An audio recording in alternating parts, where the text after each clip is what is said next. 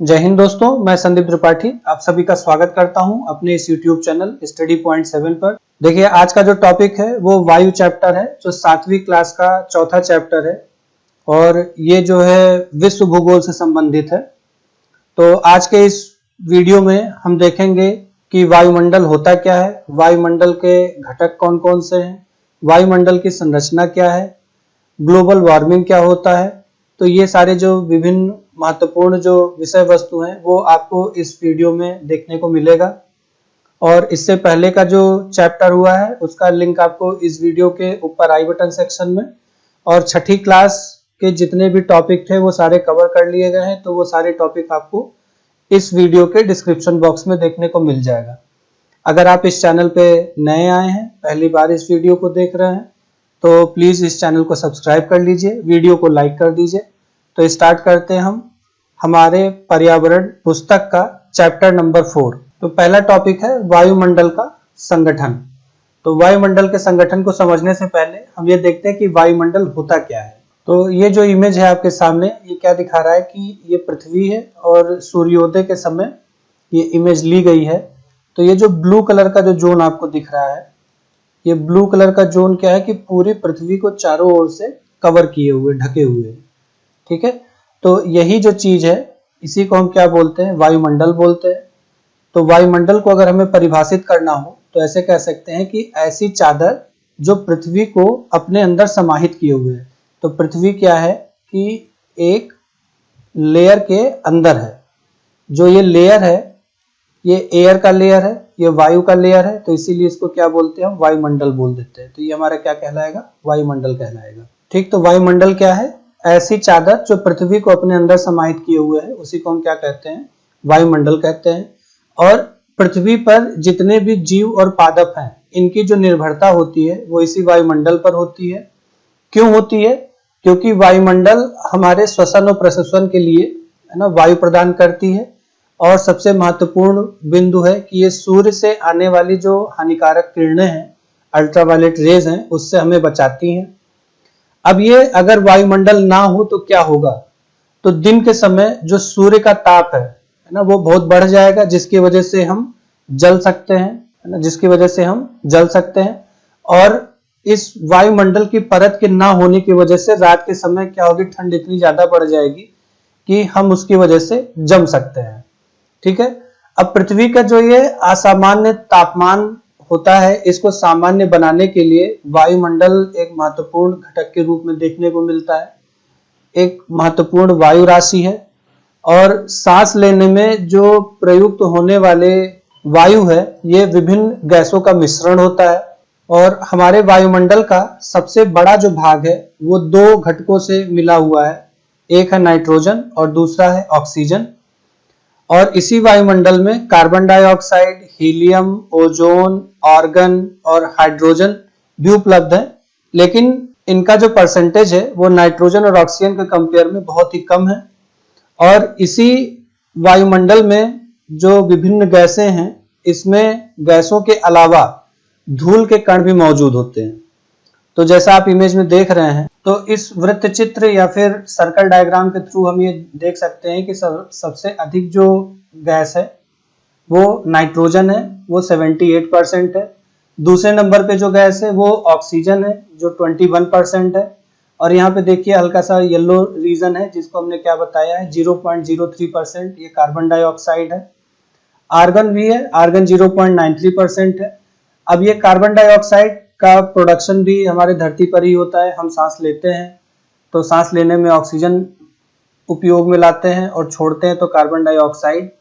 तो दिन के समय ऐसे जो पेड़ पौधे हैं वो क्या करते हैं, पेड़ पौधे जो दिन के समय कार्बन डाइऑक्साइड को भोजन के रूप में ग्रहण करते हैं और ऑक्सीजन को बाहर निकालते हैं। लेकिन रात्रि के समय जब सूर्य नहीं होता है, तो यही पेड़ पौधे, अधिकांशतः पेड़ पौधे क्या करते हैं कि ऑक्सीजन को जैसे इंसान कंज्यूम करते हैं वैसे पेड़ पौधे भी कंज्यूम करते हैं। लेकिन कुछ पेड़ पौधे ऐसे भी हैं कि जो 24/7 है ना, ऑक्सीजन ही प्रोड्यूस करते हैं, वो रात के समय भी कार्बन डाइऑक्साइड को प्रयोग में लाते हैं।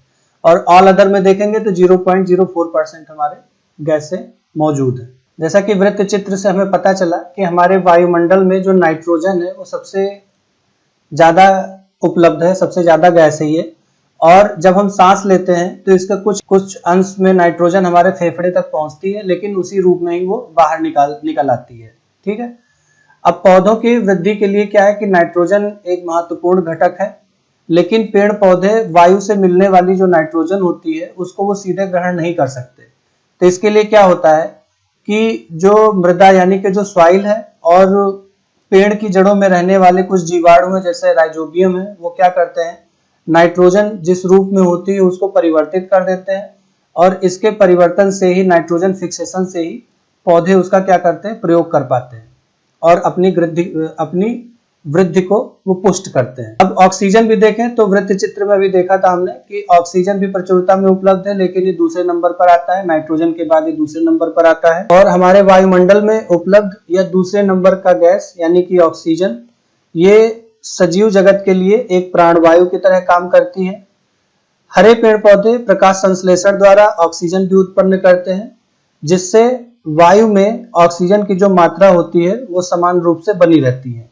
लेकिन होता क्या है कि इंसान अपनी सुख सुविधा के लिए वनों की कटाई करता है, और इस वनों की कटाई होने से क्या होता है कि जो संतुलन है वो बिगड़ जाता है। अन्य गैसों में देखेंगे तो कार्बन डाइऑक्साइड एक महत्वपूर्ण गैस है। भोजन के रूप में पेड़ पौधे इस गैस का प्रयोग करते हैं, जैसा हमने अभी बताया, और ऑक्सीजन उत्पन्न करते हैं। लेकिन मनुष्य और जो पशु होते हैं वो कार्बन डाइऑक्साइड 24 घंटे बाहर निकालते ही रहते हैं और 24 घंटे ऑक्सीजन को वो कंज्यूम करते ही रहते हैं। मनुष्य तथा पशुओं द्वारा बाहर छोड़े जाने वाली कार्बन डाइऑक्साइड की मात्रा हरे पेड़ पौधों द्वारा प्रयुक्त ये कार्बन डाइऑक्साइड जो गैस है, यानी कि पेड़ पौधे जो कार्बन डाइऑक्साइड कंज्यूम कर रहे हैं और जो मनुष्य और पशु जो कार्बन डाइऑक्साइड छोड़ रहे हैं, ये दोनों का बैलेंस बना हुआ है। ठीक है ना। तो इसकी वजह से बैलेंस बना रहता है। लेकिन जब औद्योगिकीकरण बढ़ा और जो फॉसिल फ्यूल हैं उन सबको हमने कंज्यूम करना स्टार्ट किया, तो उसकी वजह से जो संतुलन था वो बिगड़ गया, और संतुलन के बिगड़ने से प्रति वर्ष देखेंगे तो करोड़ों टन जो है कार्बन डाइऑक्साइड गैस जो है हमारे वायुमंडल में बढ़ोतरी देखने को मिल रही है। और जिसके परिणाम स्वरूप ये जो कार्बन डाइऑक्साइड का स्तर जब बढ़ जाता है तो हमारा पृथ्वी का जो मौसम है और जो जलवायु है ये प्रभावित होता है, इसमें परिवर्तन देखने को मिलता है, ग्लोबल वार्मिंग देखने को मिलता है। आइए अब समझते हैं हम ग्रीन हाउस प्रभाव और भूमंडलीय तापन यानी कि ग्लोबल वार्मिंग। तो इस इमेज में आप देख सकते हैं कि यहाँ पे जैसे ये फॉसिल फ्यूल बर्न किया जा रहा है, ये CFC का प्रयोग कर रहे हैं हम रेफ्रिजरेशन में, कार का यूज कर रहे हैं तो जितना भी पेट्रोलियम है, ऑयल, पेट्रोल है, वो प्रयोग कर रहे हैं।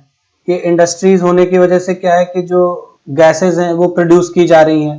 तो है क्या कि हमारा जो वायुमंडल है ये विभिन्न परतों का समागम है, विभिन्न परतें, इसमें 5 परत देखने को मिलता है। अभी आगे हम टॉपिक जब आएगा उसमें भी डिस्कस करेंगे।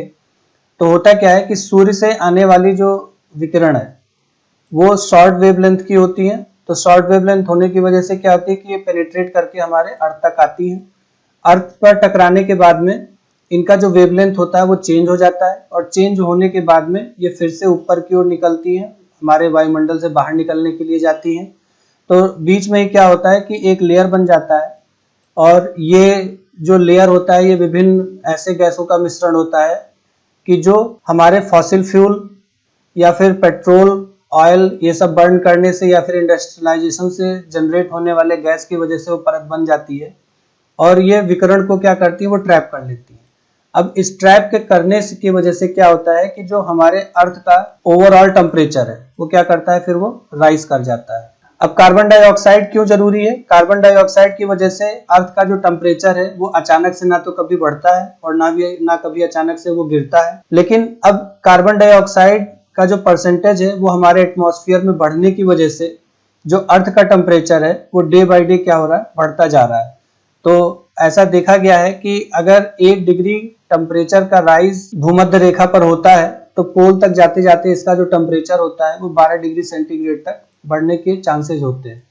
तो इसी वजह से कार्बन इमिशन को कम करने की बात की जा रही है, एफिशिएंट इलेक्ट्रिसिटी की बात की जा रही है, जिससे जो भूमंडलीय तापन है, जो ग्लोबल वार्मिंग है, उसके कुछ पैरामीटर को ध्यान में रख करके उसको रिड्यूस किया जा सके। तो आप फिर जो है इसे कमेंट करके बताइए कि कार्बन डाइऑक्साइड हमारे धरती पर एक डिवाइन है या फिर कर्स है। आइए अब देखते हैं हम वायुमंडल की संरचना। तो जैसा कि मैंने भी बताया कि जो हमारा एटमॉस्फेयर है यानी कि जो वायुमंडल है ये विभिन्न परतों का समागम है।